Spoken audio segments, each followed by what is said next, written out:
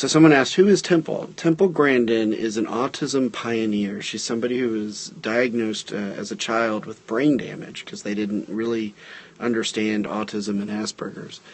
And she is a professor at Colorado State University now. She's a pioneer in animal husbandry and compassionate treatment of animals.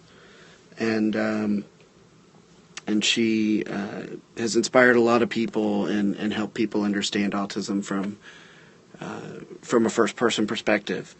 And then, of course, the HBO movie by Claire Danes, starring Claire Danes, I think introduced a lot of people to her as well. We just want to thank you for your time this morning. And I want to see these kids be successful. I see a fully verbal kid coming in, these babies, he's hugging mom, and the mom does all the talking.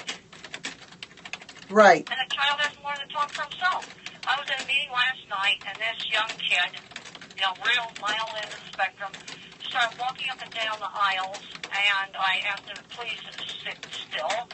And then I asked him if he had a question. I went up and stuck a mic in his hand, and he talked to the whole group. Wow.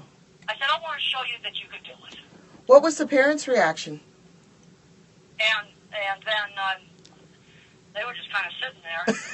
Then at the end of the thing, he sat still through the whole rest of my talk. He was right in the front row. And then I said, thank you so much for sitting still for the whole talk. I really appreciate that. You've done a really good job. That's wonderful. And this kid was wandering around the aisles, probably 10 years old. I didn't scream at him, but I just said, you need to get back in your seat and be still. Right. So parents... And then I got him back in his seat, and I walked down to him, and I got the mic in his hand. I said, maybe you have a question. Maybe you'd like to talk to the audience. What did he talk about? He just asked, he just made one little comment, but at least I got him to talk. You did. Didn't say much. You did. And you directed him, and you positively corrected. And then I said to him at the end of my talk, I said, you know what? You just found out that you are capable of sitting still. And you don't have to wander around during a talk. Very good. And we were doing it in a church. And I said, it's not okay wandering around during the service either. Exactly. That's right. And I found out later on that he'd been wandering around on the stage during the service. I said, that's not acceptable. No. It's not. No. And if you need to go outside, you need to sit over by the door, or you can slip outside. Right. Autism is an excuse to have bad... Autism is not an excuse to... I had to sit through church, and I was very bored, and I'm very self-destructive. I had to learn how to sit through stuff I was bored with. Right. Because the rest of the family wanted to do it. What books do you recommend for the education of a child? For young children, I have a book called The Way I See It, where it's a whole series of little short articles. You don't have to read the whole thing cover to cover.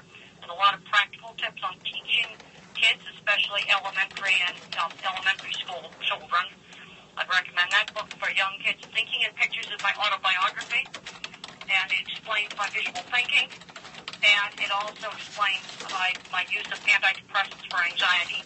And in a certain segment, there's going to be antidepressants for anxiety. They saved me. And if you have a teenager with a lot of anxiety problems, they may want to read that.